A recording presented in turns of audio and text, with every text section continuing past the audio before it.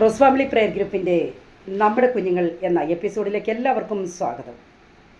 പ്രിയ കുഞ്ഞുങ്ങളെ, ഇന്ന് നാം ചിന്തിക്കുന്നത് രക്ഷകനെക്കുറിച്ചാണ്. ആരാണ് രക്ഷകൻ? നമ്മുടെ കർത്താവിൻ്റെ പേരാണ് രക്ഷകൻ. കേട്ടോ, നമ്മുടെ കർത്താവിൻ്റെ പേരാണ് രക്ഷകൻ.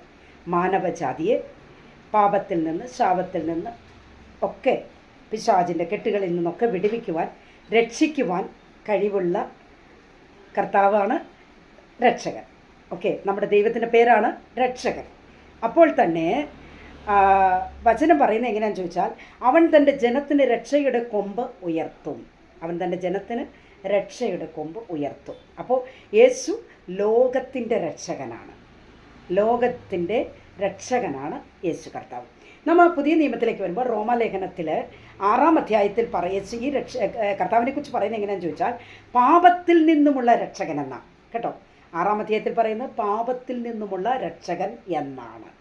മാത്രമല്ല, ഗലാത്യ ലേഖനത്തിൽ നാം പഠിക്കുമ്പോൾ 3-ാം അധ്യായത്തിൽ പറയുന്നത് ന്യായപ്രമാണത്തിൻ കീഴിൽ ഉള്ള ശാപത്തിൽ നിന്നുമുള്ള രക്ഷകൻ. മനസ്സിലായോ? ശാപത്തിൽ നിന്നുമുള്ള രക്ഷകൻ. യാക്കോബിൻ്റെ ലേഖനത്തിൽ പറയുന്നത് രോഗത്തിൽ നിന്നുമുള്ള രക്ഷകൻ എന്നാണ്. അപ്പോൾ യാക്കോബിൻ്റെ ലേഖനത്തിൽ പറയുന്നത് രോഗസൗഖ്യം തരുന്ന രക്ഷകനാണ് നമ്മുടെ കർത്താവ്. യേശുവിൻ്റെ രക്തം സകല രോഗങ്ങളെയും സൗഖ്യമാക്കുന്ന രക്തമാണ്. മനസ്സിലായല്ലോ? അപ്പോൾ യാക്കോബിൻ്റെ ലേഖനത്തിൽ പറയുന്ന രോഗത്തിൽ നിന്നുമുള്ള രക്ഷകൻ എന്നാണ് പറയുന്നത്.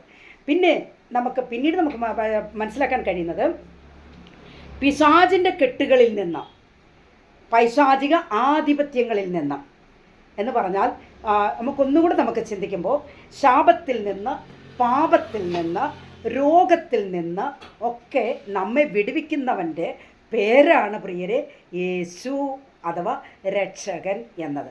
എത്ര പേർക്ക് പറയുവാൻ കഴിയും, എൻ്റെ യേശു എൻ്റെ രക്ഷകനാണ്? കുഞ്ഞുങ്ങളൊക്കെ ഒന്ന് ഉറക്കെ പറഞ്ഞാട്ട്, യേശു എൻ്റെ രക്ഷകനാണ്. എൻ്റെ ജീവിതത്തിൽ എൻ്റെ കർത്താവിൻ്റെ രക്ഷകനാണ്. എൻ്റെ കർത്താവിൻ്റെ അരികിലേക്ക് വന്നുകൊണ്ടാണ് എനിക്ക് രക്ഷയുണ്ടായത്.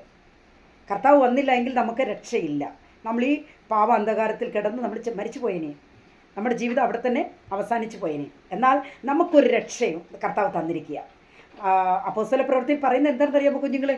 4-ാം അധ്യായം 12-ാമത്തെ വാക്യത്തിൽ പറയുന്നത്, മറ്റൊരുത്തനിൽ രക്ഷയില്ല, നാം രക്ഷിക്കപ്പെടുവാൻ ആകാശത്തിൻ്റെ കീഴിൽ മനുഷ്യരുടെ ഇടയിൽ നൽകപ്പെട്ട വേറെ ഒരു നാമവുമില്ല. മനസ്സിലായോ? അപ്പോൾ രക്ഷകൻ യേശു മാത്രമാണ്. ഈ ഭൂമിയിൽ എത്രയോ മഹാന്മാർ കാണും.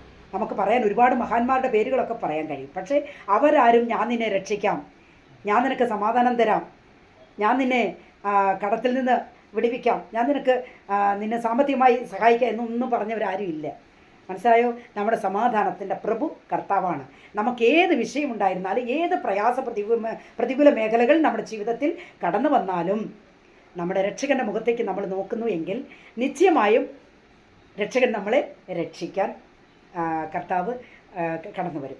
അപ്പോൾ എത്ര പേർക്ക് സമർപ്പണമുണ്ട്? കുഞ്ഞുങ്ങളെല്ലാവരും ഒന്ന് ദൈവസന്നിധിയിൽ സമർപ്പിച്ചാട്ടെ, എൻ്റെ കർത്താവെ അങ്ങ് എൻ്റെ ജീവിതത്തിൽ രക്ഷകനായി കടന്നു വരണമേ. നമുക്കറിയാം, സക്കായിയുടെ ഭവനത്തിൽ കർത്താവ് പറഞ്ഞു, സക്കായി കാണുമ്പോൾ സക്കായിയുടെ എന്താ കർത്താവ് പറഞ്ഞത്?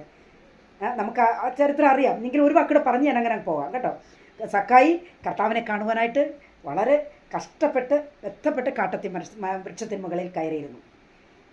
കർത്താവ് ഹൃദയങ്ങളെ അറിയുന്ന ദൈവമാണ്. സക്കായി ചിന്തിക്കുമ്പോൾ തന്നെ സക്കായിയെക്കുറിച്ച് കർത്താവ് അറിഞ്ഞിട്ടുണ്ടല്ലേ. അപ്പോൾ കർത്താവ് മരത്തിൻ്റെ കീഴിൽ വന്നോണേ കർത്താവ് പറഞ്ഞു, മുകളിലേക്ക് നോക്കിയിട്ട് പറഞ്ഞു, സക്കായി വേഗം ഇറങ്ങി വാ, ഇന്ന് ഞാൻ നിൻ്റെ വീട്ടിൽ രാവർക്കാനാ, ഇന്ന് നിൻ്റെ കൂടെയാണ് ഞാനിന്ന്. അപ്പോൾ കുഞ്ഞുങ്ങളെ, രക്ഷകൻ്റെ അരികിലേക്ക് നിങ്ങൾ വരണമെന്ന് ആഗ്രഹിച്ചാൽ രക്ഷകൻ നമ്മുടെ അരികിലേക്ക് കടന്നു വരും. അതാണ് കർത്താവ്. മനസ്സിലായോ? കർത്താവ് പറഞ്ഞു, നിൻ്റെ കുടുംബത്തിന്, നിൻ്റെ ഭവനത്തിന് എനിക്ക് രക്ഷ തരാൻ വേണ്ടിയാണ് ഞാൻ വരുന്നത്. അപ്പോൾ കർത്താവ് നമ്മുടെ ഭവനത്തിൽ, നമ്മുടെ ഹൃദയത്തിൽ കടന്നു വന്നിട്ടില്ല എങ്കിൽ നിശ്ചയമായി സമർപ്പണത്തോടുകൂടെ കുഞ്ഞുങ്ങളെല്ലാവരും ഈ വചനത്തെ ഏറ്റെടുത്തുകൊണ്ട് നിങ്ങൾ എന്ത് ചെയ്യണം? രക്ഷകനെ നമ്മുടെ ജീവിതത്തിലേക്ക് ക്ഷണിക്കണം. നമ്മൾ ക്ഷണിക്കുമ്പോഴാണ് കർത്താവ് വരുന്നത്. നാം കർത്താവിനെ കാണണമെന്ന് ആഗ്രഹിച്ചാൽ കർത്താവ് ആ സ്പോട്ടിൽ തന്നെ നമ്മുടെ അടുത്ത് വരും. നമ്മുടെ അരികിലേക്ക് ഇറങ്ങി വരുന്നൊരു കർത്താവ്, ഒരു രക്ഷകനാണ് നമുക്കുള്ളത്. ആകയാൽ നാം എല്ലാവർക്കും കർത്താവിനെ പരിചയപ്പെടുത്തി കൊടുക്കണം. നമ്മൾ സുവിശേഷം പറയണം. ലോകമെമ്പാടുമുള്ള ജനങ്ങളോട് ഈ രക്ഷകനെക്കുറിച്ച് പറയണം, സദ്വർത്തമാനം പറയണം. ഇതാണ് സുവിശേഷം. രക്ഷകൻ നമ്മളെ രക്ഷിക്കാൻ കർത്താവിനല്ലാതെ മറ്റാർക്കും കഴിയുകയില്ല.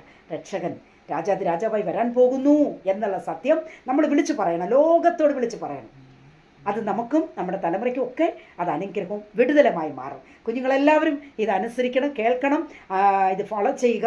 യേശു കർത്താവിനെ രക്ഷകനായി കണ്ടുകൊണ്ട് തന്നെ മറ്റുള്ളവരെ ഈ രക്ഷയിലേക്ക് നമ്മൾ നയിക്കുവാൻ നമ്മളും അതിനൊരു കാരണമായി മാറണം. ഒരു ആത്മാവിനെയെങ്കിലും നമ്മൾ നേടണം.